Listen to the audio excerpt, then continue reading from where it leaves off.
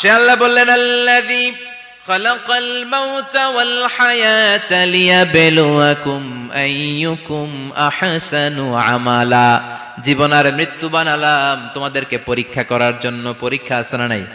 গোটা দুনিয়াটাই পরীক্ষা। আল্লাহ যারে পছন্দ করে বেশি তার পরীক্ষাও।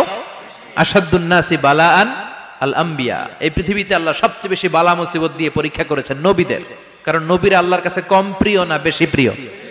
যেহেতু প্রিয় বেশি, পরীক্ষাও। এজন্য মুমিনের উপর যদি পরীক্ষা আসে, মুমিনের উপর যদি অত্যাচার আসে, মুমিনের উপর যদি ধৈর্যের পরীক্ষা আসে, জেল জরিমানা আসে, মুমিন ওইটারে ভয় পায় না। মুমিন ভয় পায় একজনকে। চিল্লায় বলেন তিনি কে? কারণ আল্লাহর ঘোষণা ওয়ালা তাহিনু ওয়ালা তাহজানু। ঘোষণাটা কার? ভয় নাই, তোদের চিন্তা নাই। আনতুমুল আ'লাউনা ইন কুনতুম মুমিনিন। তোমরাই বিজয়ী হবা যদি মুমিন হও। যদি মুমিন হও। এজন্য ধৈর্যের পরীক্ষা দিতে হবে, আল্লাহর উপর তাওয়াক্কুল করতে হবে, অত্যাচার আর জুলুম আল্লাহর নামে সহ্য করে যেতে হবে। চিল্লায় বলেন ঠিক কি না? কারণ মুসলিমের সাথে আল্লাহ থাকে। মুসলিমের বদদুয়াকে বিশ্বনবী ভয় করতে বলেছেন। কারণ মুসলিমের বদদুয়ার মাঝে আর আল্লাহর মাঝে পর্দা থাকে। যারা দুনিয়ার বুকে জুলুম করে তাদেরকে ক্ষমতার মসনদ থেকে নামিয়ে দেয় কে? আর যারা মজলুম হয়, যাদের রক্ত দিয়ে জমিন ভেজে, তাদেরকে জমিনের ক্ষমতা দিয়ে দেয় কে? আর যারা রক্ত ঝরায়, ইতিহাস বলে তারা শেষ পর্যন্ত প্রাণ আর জান নিয়ে পালাবার জায়গাটা পায় না। চিল্লায় বলেন ঠিক কি না? এজন্য মুমিন খুব ভালো করে জানে রাত্রি যত গভীর হয়, সুবহে সাদিকের সময় কাছে আসতে থাকে। গর্ভবতী নারীর পেটের জ্বালা যন্ত্রণা, ব্যথার পেইন যত বাড়ে, নতুন মেহমান আগমনের সময় কাছে আসতে থাকে। তেমনি ইসলামের পক্ষের শক্তির উপর যদি অত্যাচার, অনাচার, স্টিম রোলার বেড়ে যায়, এটা প্রমাণ করে ইসলামের বিজয়ের সময় কাছে আসতে শুরু করেছে। চিল্লায় বলো ঠিক কি না? এজন্য রাব্বুল আলামিন ডেকে বলেন, গোলাম লিয়াবলুয়াকুম আইয়ুকুম আহসানু আমালা। কে ভালো আমল করো, কে খারাপ আমল করো, এজন্য আমি জীবন মরণ তৈরি করেছি। চিল্লায় কোন ঠিক কি না? এরপর আল্লাহ বললেন ওয়ালাকাদ যায়্যানাস সামাআদ দুনিয়া বিমাসাবিহা ওয়া জাআলনাহা রুজুমান লিশ-শায়াতিন। সুবহানাল্লাহ বলেন। ওয়ালাকাদ যায়্যানাস সামাআদ দুনিয়া। মাইকম্যান কোথায়? সাউন্ডটা বাড়াও। এত দুর্বল কেন তোমার সাউন্ড? মনে হচ্ছে আমি মাইক ছাড়া কথা বলছি। সাউন্ডটাকে স্ট্রং করো। ওয়ালাকাদ যায়্যানাস সামাআদ দুনিয়া। I have beautified the closer sky with candles, with light and stars. আল্লাহ বললেন আমি দুনিয়ার আকাশকে তারা দিয়ে সুশোভিত করেছি। আকাশে তারা আছে না নাই? এগুলো এমনি এমনি হয়েছে না? তৈরি করছে কে? বিশ্বাস হয়? কোনো সন্দেহ আছে? এখন তো লাইটিং ফাইটিং এর যুগে তারার যে কি সৌন্দর্য আমরা বুঝি না। আমরা যখন ছোটবেলা গ্রামে যেতাম, রাতের বেলা তারার মেলা, কি সুন্দর, একটার চেয়ে একটা সুন্দর। শুকতারা, ধ্রুব তারা, সপ্তর্ষিমণ্ডল, 7টা তারার একটা চেইন আছে, চিনেন এগুলো? কি সুন্দর তারা! এগুলো তৈরি করে রেখেছে কে? প্রথম আকাশের মহাশূন্যকে আল্লাহ এই তারকা দিয়ে বিউটিফাই করেছেন। It's a candle. আল্লাহ সাজিয়ে রেখেছেন। আমরা খালি চোখে যেটা দেখি এটা কিন্তু আকাশ না, এটা প্রথম আকাশ নয়। প্রথম আকাশ যে কত দূরে আমেরিকার নাসার বিজ্ঞানীরাও জানে না। খালি চোখে আমরা যা দেখি এটা প্রথম আকাশের মহাশূন্য। এর অনেক অনেক অনেক উপরে প্রথম আকাশ। এরপরে দ্বিতীয় আকাশের মহাশূন্যের স্তর শুরু, এরপরে দ্বিতীয় আকাশ, তারপরে তৃতীয় আকাশের মহাশূন্যের স্তর শুরু, তারপরে তৃতীয় আকাশ। একটার চেয়ে আরেকটা বড়। প্রথম আকাশের চেয়ে দ্বিতীয় আকাশ কত বড় বলি, আপনার হাতের আংটিটা যদি সাহারা মরুভূমিতে আপনি ছুঁড়ে ফেলে দেন, পুরো মরুভূমির তুলনায় আংটি যত ছোট, আল্লাহর দ্বিতীয় আসমানের তুলনায় আল্লাহর প্রথম আসমানটা ঠিক তত ছোট। একটার চেয়ে একটা বড়, একটার চেয়ে একটা বড়। সূর্য দেখে আমরা অবাক হয়ে যাই। 9,30,00,000 মাইল দূরে।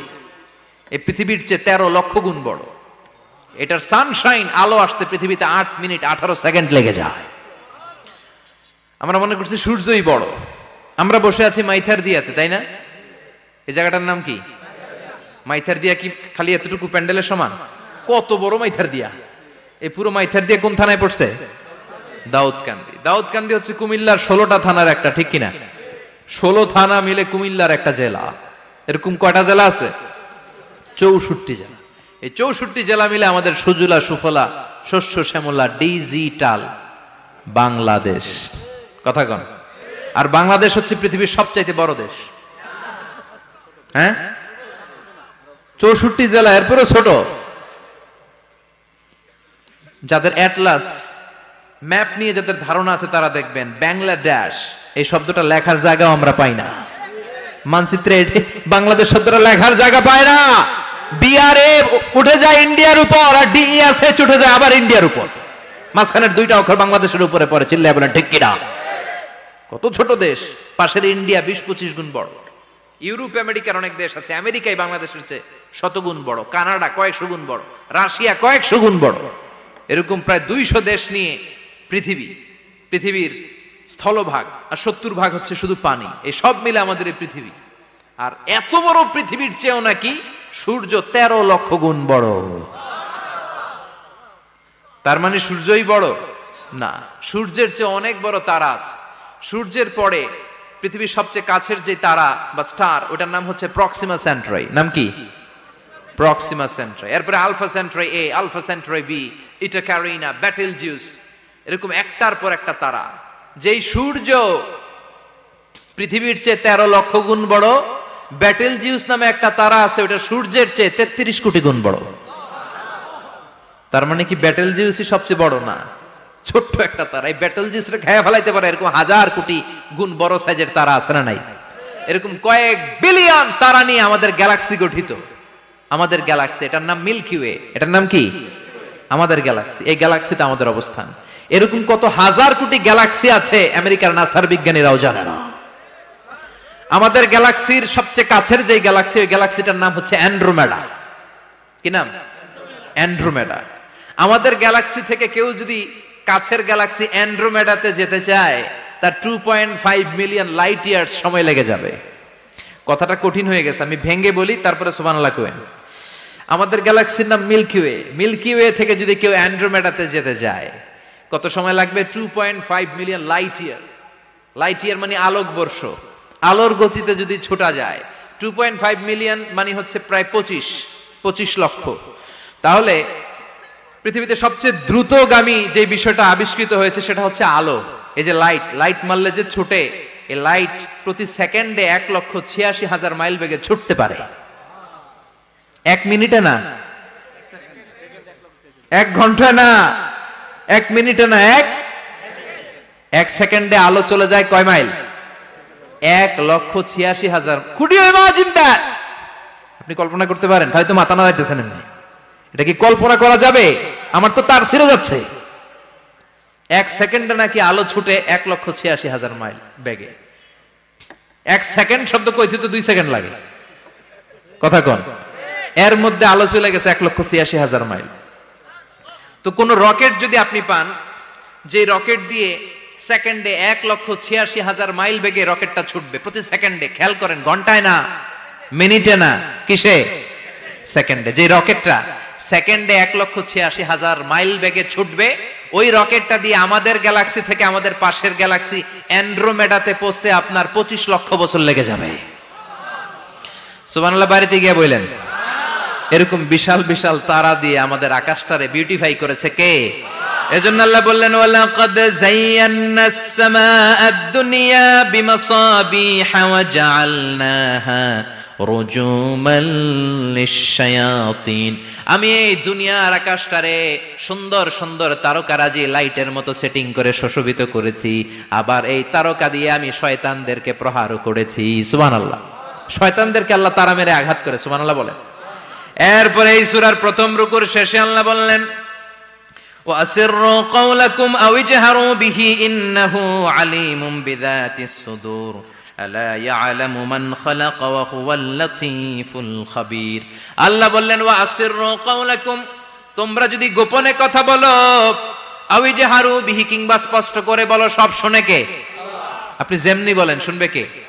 বলেনই নাই, শুধু মনে মনে ভাবছেন, শুনবে কে? সুবহানাল্লাহ কইবেন না?